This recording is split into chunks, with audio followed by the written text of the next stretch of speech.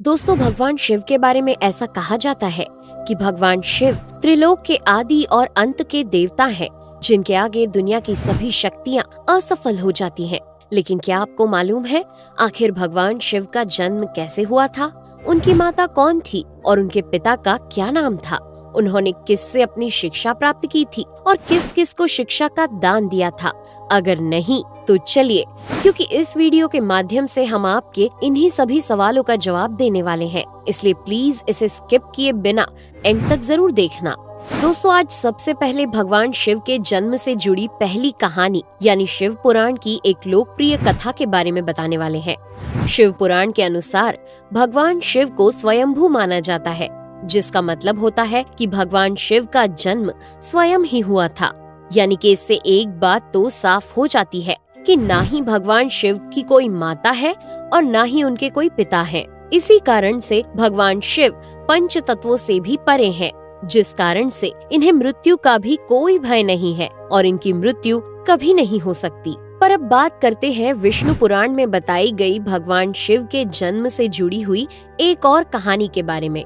विष्णु पुराण में बताया गया है कि भगवान विष्णु के माथे से निकलने वाले तेज के कारण भगवान शिव की उत्पत्ति हुई थी और उनके नाभि से निकलते हुए तेज से कमल पर विराजमान ब्रह्मा जी का जन्म हुआ था। मगर दूसरी ओर भगवान विष्णु के जन्म के बारे में शिव पुराण में बताया गया है कि एक बार की बात है जब भगवान शिव अपने घुटने मल रहे थे और उनके घुटनों से निकलने वाले मैल से भगवान श्री विष्णु जी का जन्म हुआ था। पर अगर ऐसा हुआ है तो विष्णु पुराण और शिव पुराण एक दूसरे से बिल्कुल अलग हैं। इस कथा के अलावा भगवान शिव के जन्म की एक और पौराणिक कथा काफी ज्यादा पॉपुलर है, जिसे शायद आपने बड़े बुजुर्गों से सुना होगा। पर अगर नहीं सुना तो आपकी जानकारी के लिए बता दें कि एक बार की बात है जब भगवान विष्णु और परम ब्रह्मा जी के बीच इस बात पर बहस छिड़ गई थी कि आखिर इस संसार में सबसे महान कौन है। और जब भगवान विष्णु और भगवान ब्रह्मा इस बात को लेकर बहस कर रहे थे तो एक जलते हुए खम्बे के रूप में महादेव उनके बीच आए थे। दोस्तों, वो दोनों इस रहस्य को नहीं समझ पाए और तभी अचानक से एक आवाज आई जिसने कहा कि जो भी इस खम्बे का छोर ढूंढ लेगा वही सबसे महान कहलाएगा। ऐसा सुनते ही ब्रह्मा जी ने एक पक्षी का रूप लिया और खम्बे का ऊपरी हिस्सा ढूंढने निकल गए। वहीं विष्णु जी ने वराह का रूप धारण किया और खम्बे का अंत ढूंढने निकल गए। बहुत देर तक खोजने के बाद भी दोनों में से किसी को भी खम्बे का छोर नहीं मिला और दोनों हार मानकर वापस आ गए। जिसके बाद भगवान शिव अपने असली रूप में आए और फिर भगवान विष्णु और ब्रह्मा जी ने ये मान लिया कि महादेव ही सबसे महान और शक्तिशाली हैं। इनसे बड़ी शक्ति इस दुनिया में कोई नहीं है। इसके साथ ही शिव पुराण में बताया गया खम्बा इस बात को दर्शाता है कि ना ही भगवान शिव जन्मे थे और ना ही उनका कोई अंत है। और एक कारण तो यही है कि भगवान शिव को स्वयंभू कहा जाता है, यानी भगवान शिव का अंत है ही नहीं, वे अमर हैं। अब हम बात करते हैं भगवान शिव से जुड़े एक ऐसे विषय के बारे में जो सबसे ज्यादा प्रसिद्ध है कि क्या भगवान ब्रह्मा भगवान शिव के पिता हैं? जी हाँ, इनकी ये कहानी लोगों के बीच काफी प्रसिद्ध है। तो आपको बता दें कि आखिर किस प्रकार भगवान शिव ने ब्रह्मा पुत्र के रूप में जन्म लिया था। इसके पीछे विष्णु पुराण की एक पौराणिक कथा है, जिसके अनुसार जब धरती, आकाश, पाताल या कहें पूरा यूनिवर्स जलमग्न यानी पानी में डूबा हुआ था, तब भगवान विष्णु के अलावा कोई भी देव या प्राणी इस संसार में नहीं था। तब केवल विष्णु ही जल सतह पर अपने शेष नाग पर लेटे हुए नजर आ रहे थे। जिसके बाद उनकी नाभि से कमल की डंडी पर ब्रह्मा जी प्रकट हुए और जब भगवान ब्रह्मा और भगवान विष्णु इस यूनिवर्स से संबंधित बातें कर रहे थे तब भगवान शिव प्रकट हुए, जिसके बाद ब्रह्मा ने उन्हें पहचानने से इनकार कर दिया। इस कारण से भगवान शिव रूठ गए और उनके रूठ जाने के कारण भगवान विष्णु ने उन्हें दिव्य दृष्टि प्रदान कर ब्रह्मा जी को भगवान शिव की याद दिलाई। जिसके बाद भगवान ब्रह्मा को अपनी गलती का एहसास हुआ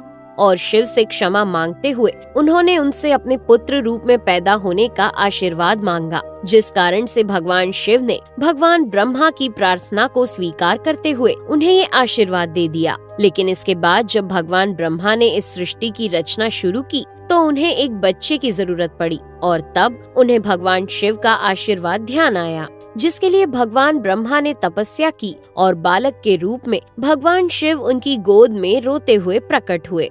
आपको बता दें कि ये भगवान शिव का एकमात्र बाल रूप है। जब भगवान ब्रह्मा ने उनके रोने का कारण पूछा तो उन्होंने बताया कि उनका कोई नाम नहीं है। तब भगवान ब्रह्मा ने भगवान शिव का नाम रुद्र रख दिया, जिसका मतलब होता है रोने वाला।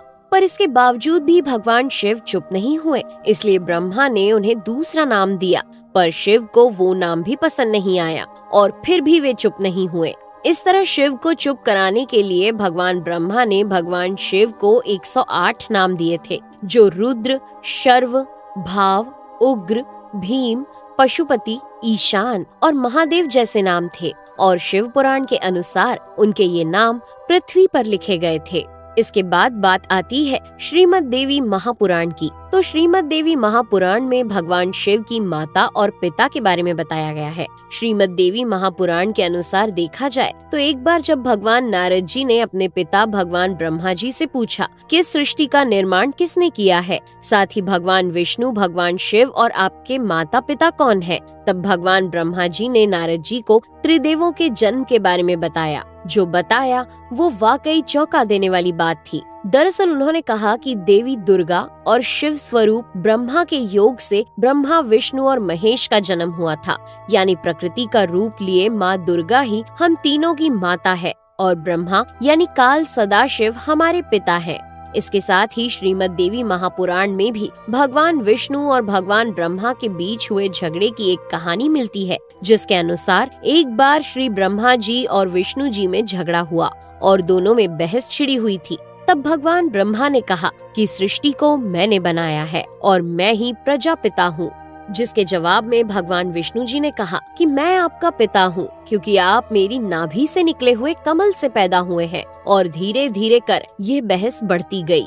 दोस्तों, इसके बाद इन दोनों का झगड़ा सुनकर सदाशिव वहाँ पहुँचे और उन्होंने कहा कि पुत्रों, मैंने ही तुमको इस संसार को बनाने और इसे संभालने के केवल 2 काम दिए हैं। इसी प्रकार मैंने शंकर और रुद्र को संहार और तिरोगति के कार्य दिए हैं। इसके साथ ही उन्होंने कहा कि मेरे 5 मुख हैं। एक मुख से अकार, दूसरे मुख से उकार, तीसरे मुख से मुकार, चौथे मुख से बिंदु और 5वें मुख से नाद यानी कि शब्द प्रकट हुए हैं। उन्हीं 5 को एक साथ मिलाकर देखा जाए तो एक अक्षर ओम बनता है, जिसे आज हम सभी भगवान शिव के मूल मंत्र के रूप से जानते हैं। इतना कहने के बाद भगवान ब्रह्मा और विष्णु दोनों ही समझ गए कि भगवान शिव से ज्यादा शक्तिशाली इस दुनिया में कुछ भी नहीं है और दोनों ने भगवान शिव को प्रणाम किया और चले गए। चलिए दोस्तों, अब जब आप भगवान शिव के बारे में इतना तो जान ही चुके हैं, तो क्या आपको पता है कि आखिर भगवान शिव ने किससे शिक्षा प्राप्त की थी और उनके गुरु कौन थे? हम जानते हैं, शायद ही इसका जवाब आप में से किसी को पता होगा, पर जिन्हें नहीं पता उन्हें बता दें कि भगवान शिव स्वयं इस संसार के गुरु माने जाते हैं, जिन्होंने इस संसार में गुरु शिष्य की परंपरा की शुरुआत की थी। लेकिन अगर सवाल आता है कि आखिर भगवान शिव किसके गुरु थे, तो आपको जरूर जान लेना चाहिए कि हिंदू धर्म के ग्रंथ कहते हैं कि ब्रह्मा जी और शिव जी इस संसार के सबसे पहले गुरु हैं, जिन्होंने गुरु शिष्य के इस रिश्ते की शुरुआत की थी। जहां भगवान ब्रह्मा ने अपने मानस पुत्रों को शिक्षा प्रदान की थी, वहीं भगवान शिव ने अपना ज्ञान केवल अपने 60 शिष्यों को दिया था। यानी भगवान शिव 60 शिष्यों के गुरु थे और वे जिन शिष्यों के गुरु थे उन्हें आज के समय में सप्त ऋषियों का दर्जा दिया गया है। तो दोस्तों, ये थे भगवान शिव के जन्म से जुड़े हुए कुछ फैक्ट्स, जो आपको कैसे लगे हमें कमेंट करके जरूर बताइए। साथ ही अगर आपको वीडियो पसंद आया हो तो इसे लाइक और चैनल को सब्सक्राइब करना बिल्कुल ना भूलें। धन्यवाद।